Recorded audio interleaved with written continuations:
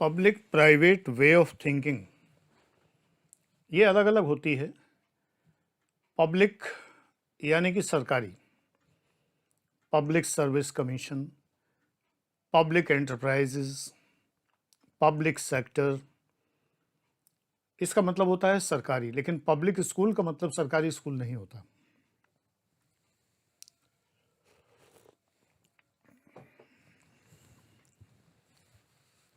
Private का मतलब जो सरकारी ना हो वो प्राइवेट। तो प्राइवेट एंटरप्राइजेस में यानी कि प्राइवेट एडमिनिस्ट्रेशन में यानी कि प्राइवेट ऑर्गेनाइजेशंस में यानी कि कंपनियों में,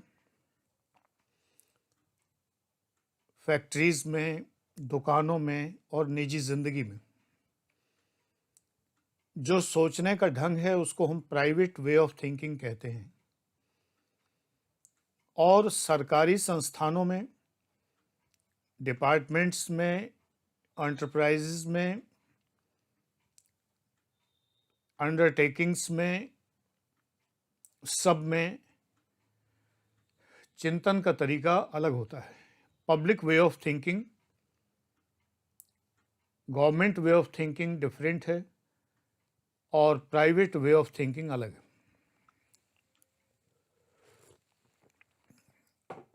ये लेक्चर जीएस और लोक प्रशासन दोनों के ही काम का है, इंटरव्यू के बेहद काम का है। इसी तरह की बेहद काम की बहुत ज़्यादा चीज़ें अगर आप चाहते हैं तो फाउंडेशन बैच में एडमिशन लीजिए, ये पैसे बेकार नहीं जाएंगे, गारंटीड है।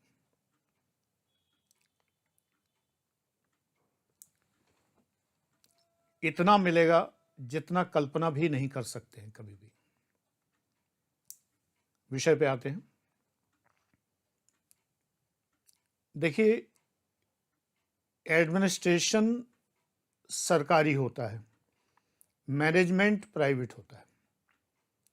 सरकार को मैनेजमेंट से मतलब नहीं है और प्राइवेट को एडमिनिस्ट्रेशन से मतलब नहीं है। मतलब क्या, कर ही नहीं सकते। एडमिनिस्ट्रेशन का मतलब है थंब रूल, अंगूठा नियम, यानी कि कहा और काम हो गया।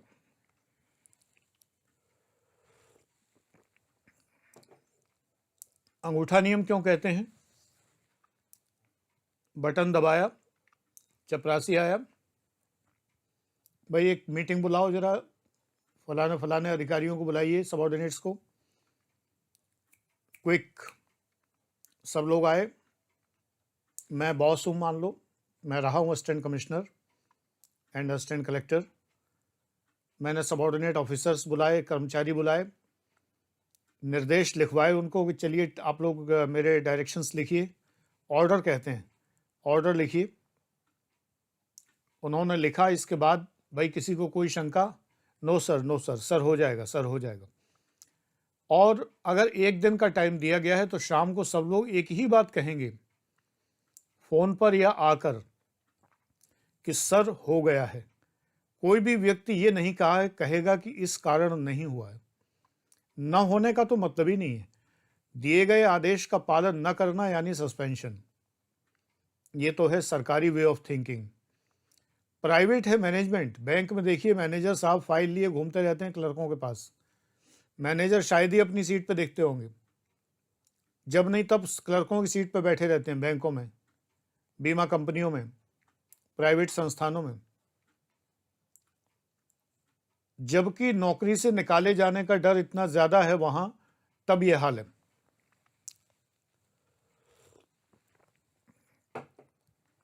सरकारी कार्यालयों में जो मक्कारी है, जो कामचोरी है, उसका कारण भ्रष्टाचार है। वो विषय किसी और वीडियो में कवर करेंगे। लेकिन काम होता है। Government is the highest efficient organization, remember. मैं कानपुर पोस्टेड था तो मैंने देखा कि एक रात के अंदर कंपनी बाग चौराहा, उस समय लोग उसे मायावती चौराहा कहते थे, एक रात के अंदर बन के तैयार हो गया था पूरा का पूरा, जो पत्थर कॉलेज के पास में है एकदम। वन नाइट, रात को मैं चेक पोस्ट से गया था, विकास नगर, रेलवे स्टेशन से विकास नगर रास्ते में पड़ता था। सुबह जब चेक पोस्ट जा रहा था तो तैयार था, जगमगा रहा था, पोंछा लग रहा था धोने के बाद। Everything was ready. सरकार ऐसे काम करती है, प्राइवेट कभी नहीं कर सकता ऐसे काम। ये बात अलग है कि आजकल एफिशिएंट वर्क होता है। एक नई विधा प्रारंभ हुई है, पब्लिक प्राइवेट पार्टनरशिप, आगे कभी बताएंगे अगर मौका लगा और याद रहा। बड़े बैचेस में तो सब पढ़ाया ही जाता है।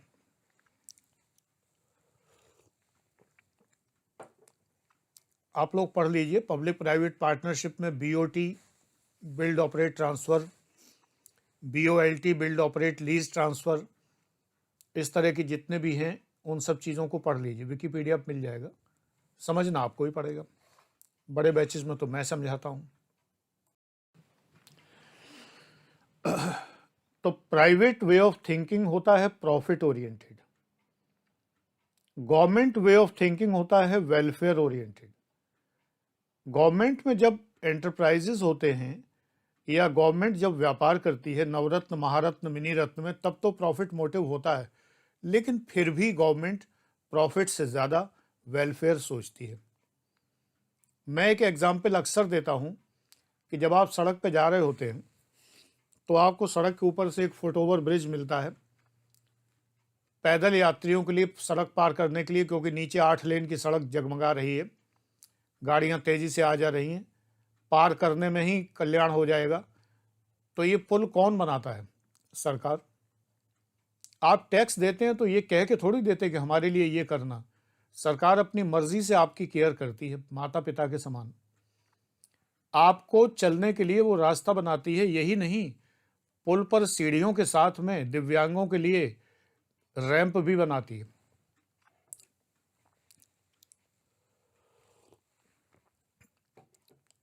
और अनेक जगह पर लिफ्ट भी लगाती है। और सबसे ऊपर बात यह है कि जो ऊपर फुटओवर ब्रिज बना है उसको छांव भी बनाती है, उसके ऊपर टिन शेड या एस्बेस्टस का शेड भी लगाती है, जिससे बारिश और धूप से आप बच सकें। इतनी परवाह तो माता पिता नहीं करते। उस सरकार को आप गाली देते नहीं थकते। ये सरकार ही है जो सड़क बनाती है। आज चारों ओर जो सड़कें साम्राज्य दिख रहा है हाईवेज का, नो डाउट ये इनिशिएटिव अटल बिहारी वाजपेयी जी का था। और सड़कों का सबसे ज़्यादा काम जो है वो बीजेपी सरकार में हुआ है, इस बात के लिए प्रशंसनीय है। लेकिन पार्टी से अलग सारी सरकारें कुछ ना कुछ काम तो करती हैं, कुछ कम करती हैं, कुछ राजनीति ज़्यादा करती हैं, जातिवाद ज़्यादा फैलाती हैं, तो कुछ काम करती हैं लेकिन वो संप्रदायवाद फैलाती हैं। वो एक अलग इश्यू, उन्हें टिकना है तो इसके लिए वो जाति और संप्रदाय का सहारा लेती हैं। लेकिन काम करने के मामले में जो ज़्यादा अच्छा है मैं तो उसकी प्रशंसा करूंगा ही। फैलाते तो सभी लोग कोई ना कोई वाद है, क्योंकि उन्हें टिकना है। नफरत फैलाकर ही ध्रुवीकरण होता है। आम आदमी पिसता है, नो डाउट।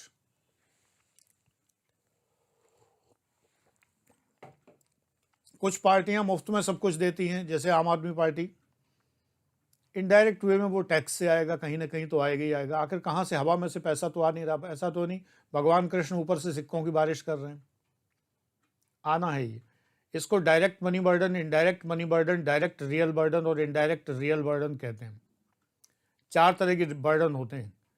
पढ़िए, लक्ष्मीकांत, लोक प्रशासन, पॉलिटी नहीं, पॉलिटी की बकवास किताब है लक्ष्मीकांत की सारी किताबें बहुत अच्छी हैं, पॉलिटी छोड़ के।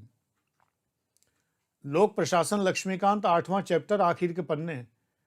Direct money burden, indirect money burden, direct real burden, indirect real burden. पढ़िए, दिव्य चक्षु खुल जाएंगे। अब समझ में ना आए तो मैं कुछ नहीं कर सकता इसके लिए। तो गवर्नमेंट सोचती है वेलफेयर और प्राइवेट सोचते हैं प्रॉफिट।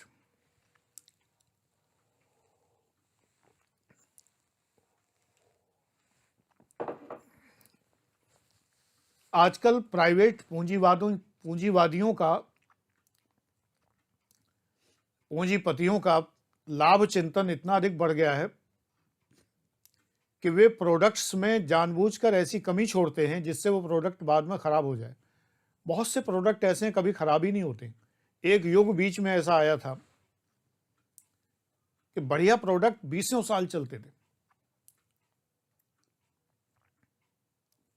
तमाम कंपनियां इतनी दुष्ट थीं, जैसे सोनी अपने महंगे से महंगे फ़ोन में जो चार्जर है वो प्रोप्राइटरी चार्जर लगाता था, यानी उसकी लीड अजीब सी होती थी, 20 पिन की हो, 10 पिन की हो, जबकि 2 पिन चाहिए चार्जिंग के लिए, ज़्यादा से ज़्यादा एक और चाहिए।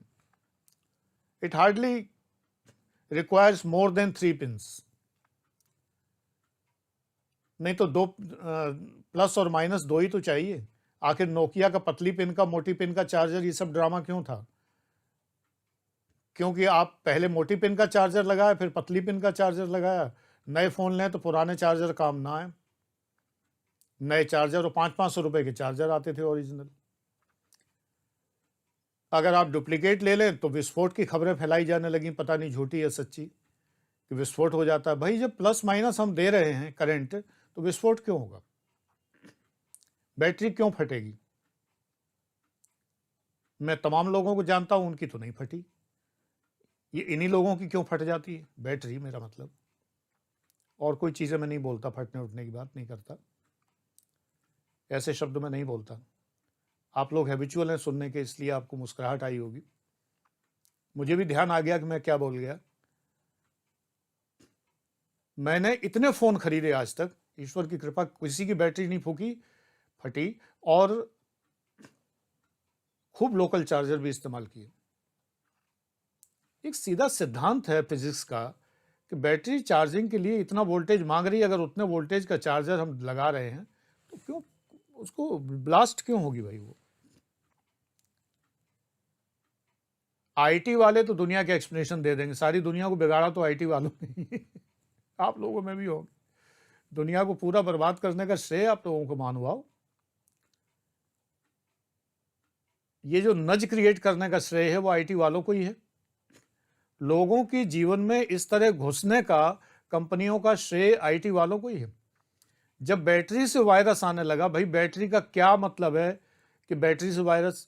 बैटरी की चार्जिंग के कितने ड्रामे होते हैं एप्पल की बैटरी में, देखिए, चार्जिंग ऑप्टिमाइजेशन और फलाना 70% चार्जिंग पर रुक जाएगी, do you require full charging, फलाना ढिमाका।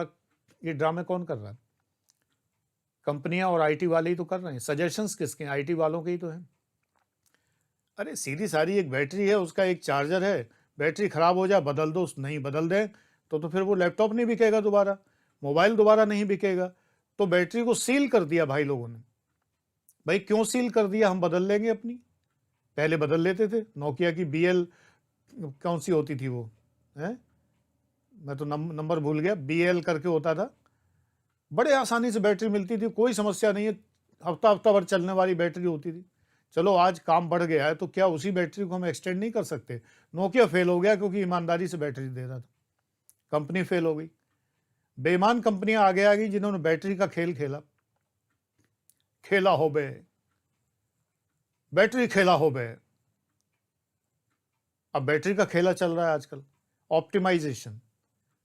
पहले कहा जाता था बैटरी लिथियम आयन जो है पूरी की पूरी डिस्चार्ज हो जाए तब चार्ज करिए तो बैटरी की लाइफ बढ़ती है। आजकल अब नई ड्रामा शुरू हो गया है कि बैटरी फुल चार्ज कभी नहीं होनी चाहिए। तो भाई सर्किट लगाओ ना ऐसा कि फुल चार्ज ना हो। सोचो, आज तो मामला बैटरी पे ही चला गया। सर्किट लगाइए ऐसा, क्यों नहीं लगाते? बेस्ट परफॉर्मेंस 60% पे होती है तो 60% ही होने दो चार्ज, क्यों नहीं होने देते ज़्यादा? जब 50-50 हज़ार रुपए का फ़ोन है, लाख-लाख रुपए का फ़ोन है, 1.5 लाख का फ़ोन है, तो बैटरी ऑप्टिमाइजेशन का ड्रामा हमारे लिए क्यों छोड़ रखा है? ये है प्राइवेट, बेईमान, निकम्मा और प्रॉफिट ओरिएंटेड चिंतन, ग्राहकों की जेब काटने वाला चिंतन। एक तरफ सरकार है जो सिर्फ वेलफेयर ओरिएंटेड है, लेकिन वहां भ्रष्टाचार। बाबू की कलम नहीं चलती जब तक पैसा न दिया जाए। पोस्टमैन लिफाफा तक नहीं देने घर आता है जब तक कि होली दिवाली न दिया जाए। कुरियर वाला, अमेजन वाला करोड़ों की पार्सल डिलीवर कर गया जब से खरीदना शुरू किया। हो गए होंगे, करोड़ों ही हो गए होंगे, एग्जैगरेशन नहीं है। जब लाखों के फ़ोन खरीदे हैं बहुत सारे, तो इतने साल से खरीद रहे हैं तो इतनी सारी चीज़ें खरीद चुके हैं। आज तक तो अमेजन, फ्लिपकार्ट, स्नैपडील वालों ने एक पैसा दिवाली होली नहीं मांगा। पोस्टमैन खाली 2 लिफाफे लाता है साल भर में, आधार कार्ड भी फाड़ के लाता है जिससे कि नंबर देख ले और उस नंबर का यूज कर सके। कहीं सरकारी डाक से कहीं कोई पुस्तकें भेजता है तो देने नहीं आता घर पे। जब आप बहुत ज़्यादा ट्रैकिंग करते हैं तो वहाँ डाकखाने से पता लगता है कि अपना पार्सल ले जाइए आगे। पोस्टमैन से अगर कहा जाए कि आप दे जाओ तो वो कहता है सर 50 रुपये और लगेंगे। तो सरकारी में ये हो गया है। सरकारी, ध्यान रखिए, सरकारी वीडियो को समअप कर रहा हूं मैं। सरकारी चिंतन वेलफेयर ओरिएंटेड है, सरकार का चिंतन। लेकिन सरकारी कर्मचारी बहुत निकम्मा, ढीठ, मक्कार, बेईमान, मैं तो रहा हूं, मैं जानता हूं कैसे होते हैं, भ्रष्ट, कामचोर, जितने विशेषण लगा सकते हैं वो है। जबकि प्राइवेट कर्मचारी काम करता है, घूसखोरी नहीं करना चाहता, बेईमानी कर सकता है अपने संगठन में, लेकिन वेलफेयर नहीं है वहां। और दो चीजें होती हैं, एक तो होता है ऑर्गेनाइजेशन और एक होता है एम्प्लॉय। तो ऑर्गेनाइजेशन जो है वो प्रॉफिट ओरिएंटेड है, एम्प्लॉय अच्छा है प्राइवेट का। ऑर्गेनाइजेशन प्रॉफिट ओरिएंटेड है, बेईमान है प्राइवेट का, बेईमान है, ज्यादा से ज्यादा लूटना चाहता है, ज्यादा से ज्यादा आपको जो है ठगना चाहता है, हर बात पे पैसा लेना चाहता है।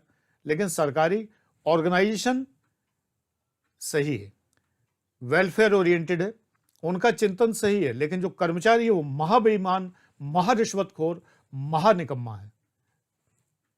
आज का वीडियो यहीं तक।